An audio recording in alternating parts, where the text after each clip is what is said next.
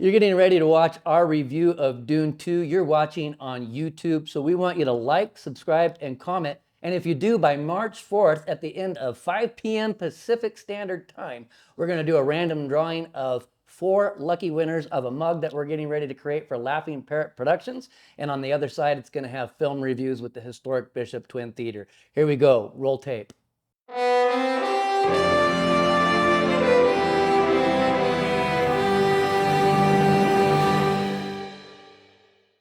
I'm Jason Brown. We're at the historic Bishop Twin Theater here in Bishop, California, in the new Roaring Twenties bar upstairs that anybody the age of 21 and older can come and attend. We just got done watching Dune 2, which is 2 hours and 46 minutes, rated PG-13. It's about Paul Atreides unites with Shanae and the Fremen while seeking revenge against the conspirators who destroyed his family. Facing a choice between the love of his life and the fate of the universe, he must prevent terrible future only he can foresee. So to my side over here, I've got Jimmy T.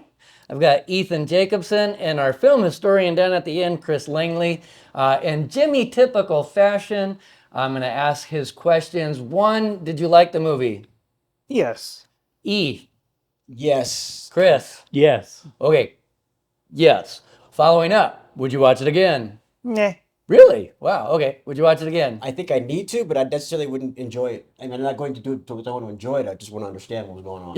Okay. Chris. Yes, I would. Okay. So now it really comes down to this: whether I know that they're trying to phase out physical media. There are certain movies, as we've seen with Oppenheimer, 4K had just sold out the first week it came in. Would you buy this? No. No. Yes. Really? I neither bought Dune 1 or Dune 2. It's been readily available to watch online. But I don't know. I don't want to give anything away, so considering that I might. I have a small qualifier. Okay. If you're going to do a marathon after all the Dunes are released, then it might be worth buying. And See, you just went there, didn't you? I had All to. the Dunes released. I guess all the Dunes and all the world. all the Dunes. Eureka Sand Dunes is what we're talking about here, gentlemen. Okay, so my next question to the panel here, as our script writer, what did you think about the continuity of the script? The continuity is good, but there were pieces missing. If you didn't What pieces were missing? watch the first episode, you wouldn't know what are they talking about. So there's a historic continuity gap. Okay. But some of the language is just kind of stilted. Like I am reading. Oh, that was Christopher Walken. Yeah, well, that would be Christopher Walken no matter what. You're always going to get that from The Christopher dialogue Walken. was good. Good dialogue? Good Okay, dialogue. so good dialogue. From a cinematic point of view, before I set you up as our cinematographer here, one thing that I really enjoyed was the play on color, the lack of color in the black and white and the saturation, but I'm going to allow our cinematographer over here, E. Yes. Tell us about it. So that was one of the high points of this movie. I would definitely say cinematography? cinematography, yeah. For me personally, but I'd say just on a whole. I mean, it was to speaking to the saturation and the coloring. I mean, that was pretty awesome. It was a little distracting to me sometimes, to be honest with you. It changed quite drastically. Abruptly, yeah. It Yeah. kind of took me in and out of it. Not to give anything away, but Right. there was that one scene where it was highly saturated, and Yeah. then they went in close on the Fremen, and they were in like color. Yeah, it was almost like when you walk in from outside from a bright day, you go into a room. I think that's kind of what they were trying to accomplish. then they accomplished it. They did a good job. But like E said, the beauty is kind of distracting. It was exactly. It was. Okay, so before we get down to our historian, let's talk about one more thing, and this is something that Jimmy pointed out in the movie. And once he pointed it out, he really literally ruined the movie for us. So we're hoping to do the same. Exactly, it's that the cinematographer with the camera on the freehand. I didn't understand in the majority of the scenes when they're having dialogue why the camera was going up and down Right. and in different angles, and I found that to be distracting personally. Yes. Do either of you have insight as to why they chose that stylistic of film? I wish I did, but I don't. You don't, And I yeah. actually need to go check the first one and see if it did the same thing. Right, I mean, that's exactly where It's my almost mind like went Hugh Grant to. became its own character. It's part of the movie. And maybe that's what the director was trying to portray. I don't know. I found it to be distracting. If the set is small, you go to handheld. But there's no reason not. I mean, they're in the desert. It had to have been a choice. They Had to made be- Oh, it was a physical choice because you Yeah. could see when they were in. I kept trying to think, are they trying to make us feel unsteady? But it didn't feel like a scene that we should feel unsteady. Right. Were they trying to just give natural motion to it so it didn't feel like it was static? I have no clue. And I'd have to rewatch it to see did it only happen at certain times when there's certain characters. on. Larry, cue it up again. We're going Yeah, one more exactly. time. So we are going to watch it again. Unsteady cam by. Down to the film historian here. Yes. Is this one for the history books? Yes. Okay, why? I think it's the greatest sci-fi film that really has been made in the last 50 years. And Wow. it tells an amazingly So complex story, and it's gorgeous, and there are so many issues being discussed at the same time. It's just brilliant. I disagree. I would think Well, that I Ian and I always- would I both always come have- jumping out of our chairs that 1980 Empire Strikes Back would have been one of the greatest sci-fi movies in the last 50 years. Yeah, 2001. I'm willing to go with Galaxy Star Quest? Wars as well. So I would say But in I the think- last I think- 40 years, then I this think was the best sci-fi. storytelling in this is wonderful because it combines so many different cultures and mythological themes, and I just thought it was brilliant. Yeah, There- I It's do really- have to. It focuses on the people instead of the big machines, which I Yeah, that's kind of true. really liked as well. Okay, I watched a review last night, and this might be controversial among you, but the guy that I watched said that the whole first hour was entirely a love scene and that you hardly see any other characters, and I 100% disagree with that. There Yeah. is a love scene going on, That oversimplifies it. but it is not the entire first hour It's of the a movie subplot. at all. It's a subplot. And I thought all the other characters had plenty of time, and there's a lot of action. I mean, a ton of action happening in between that. I'll say one thing that I got lost in the very beginning when it came to continuity as a script is, and I'm not giving anything pretty much away here, as it's right out of the gate, is when they sent him into the desert where he had to go by himself, and then all of a sudden, whatever happened with that.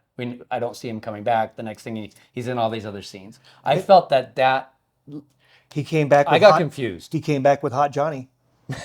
And they could add another hour to the film.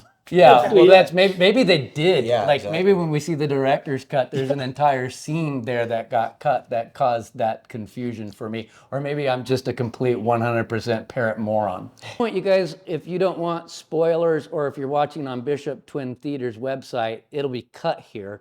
You'll want to go and watch the rest of this interview in its entirety at LPP TV, because we're going to get into actually discussing characters and potential spoilers for the movie.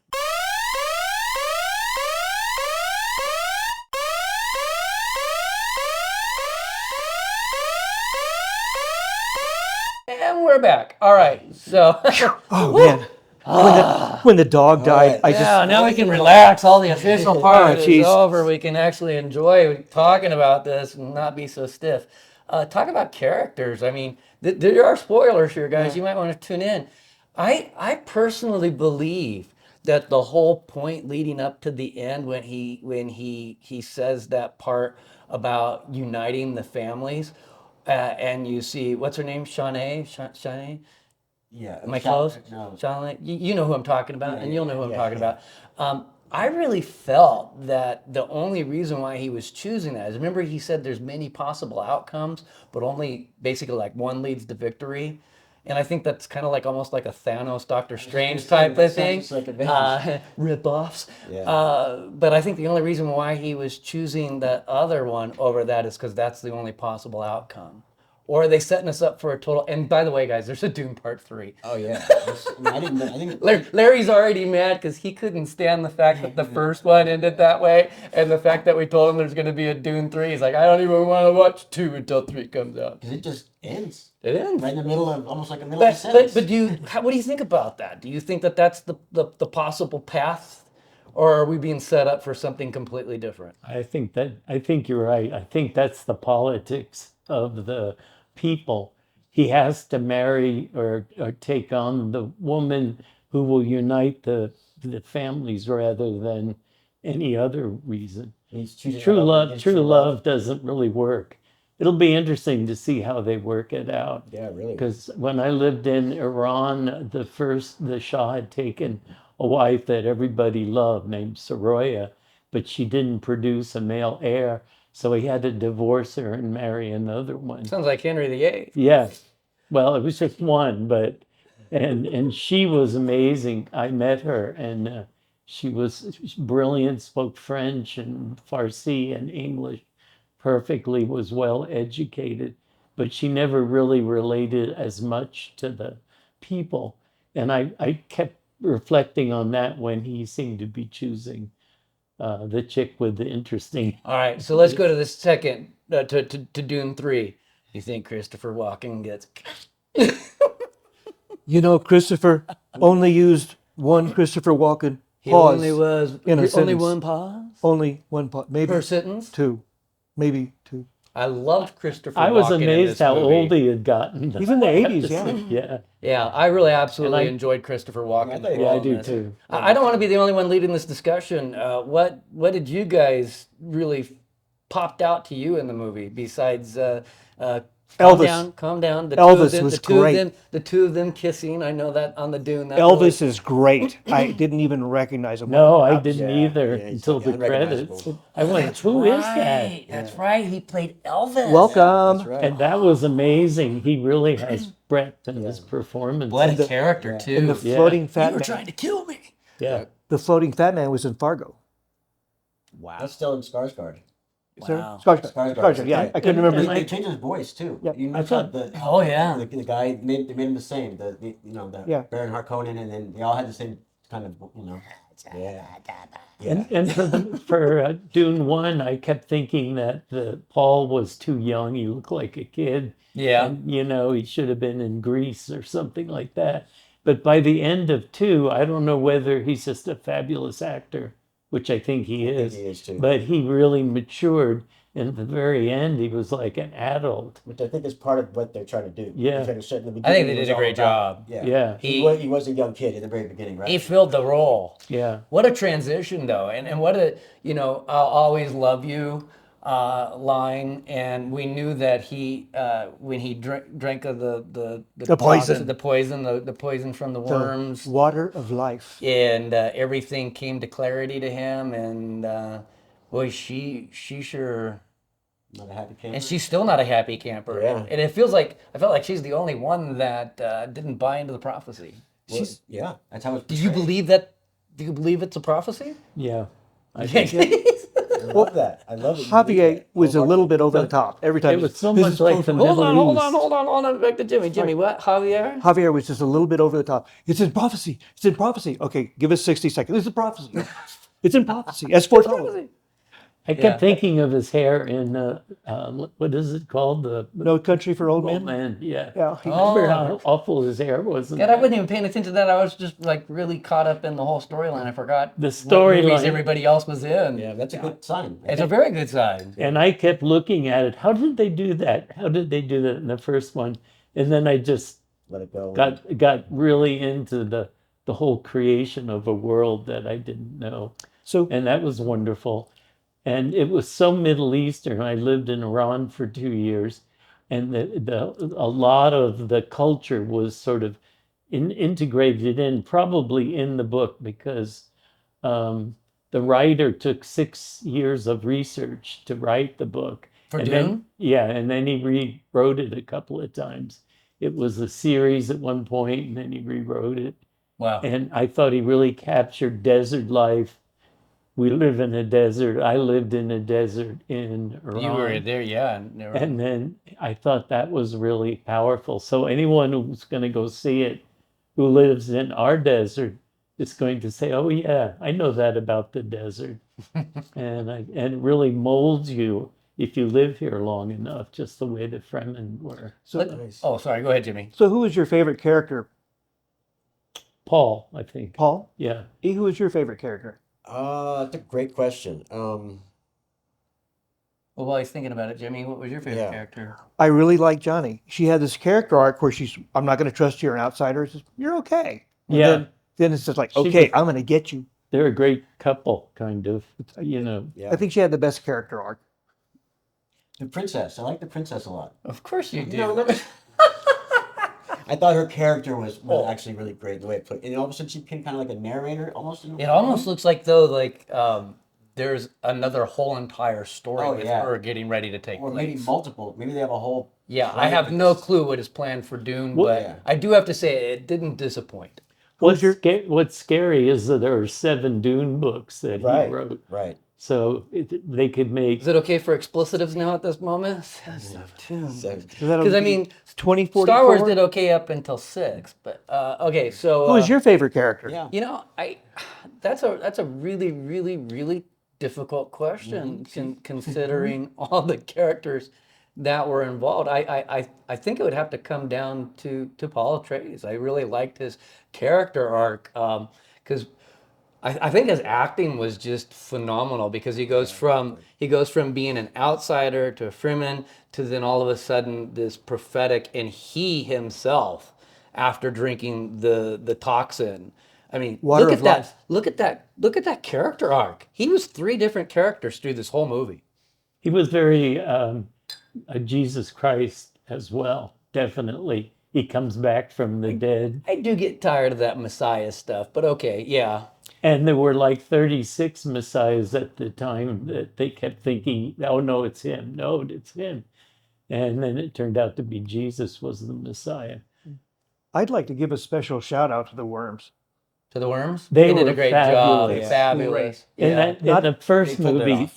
they look like whales on top of and when they ride them, It's so much but more this realistic. Was, this, yeah. I kept thinking, oh my God, these people have had sand in their underwear Yeah. for the Yeah. last That was really. No, that was 3 amazing. years of filming or however long. It's not as good as Trimmer's worms, but they were Yeah. So I don't remember the so name of the guy, Elvis, but he said that it was 110 degrees out when they were filming that scene in that arena, and he was wearing wetsuit type material. Oh, They literally were passing out on set. that looks like it was a hard.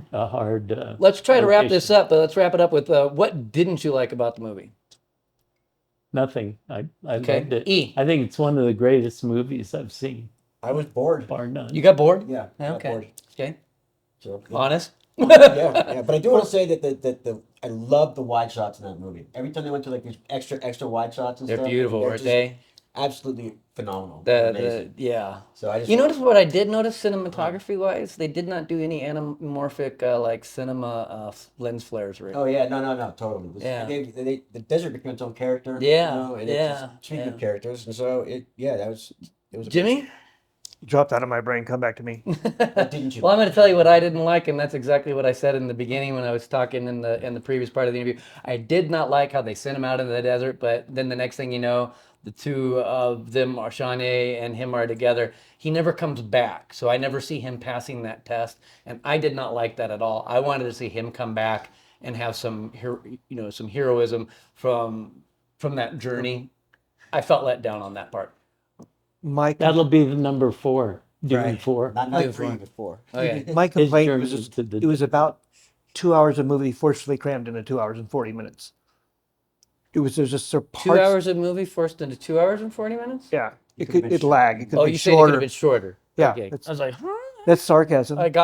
Yeah, not there. You know, It was they just- said, We Yeah, had to they get could- up really early and do our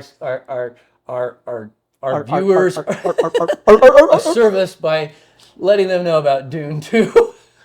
We took one for the team. All right. Thank you for what? I'd say the one spoiler for me was one annoyance. I've seen this scene before. This is from Lawrence of Arabia. I've seen this movie. This is from all the Marvel movies. I've seen this before. But you have Which to is- borrow from something. I mean, we're at the they point all obviously borrowed cinematically. from his book, probably. Yeah, Yeah. And you have to think though, in that is that borrowing or paying tribute to? True. I don't know. We'll let you, the viewers, decide at this point. If you've already watched this and haven't seen the movie, you're going to be ticked off.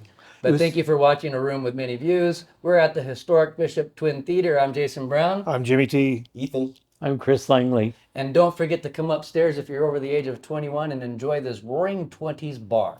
Thanks for watching. It was so sad when the dog died. I just, that was just broke me up.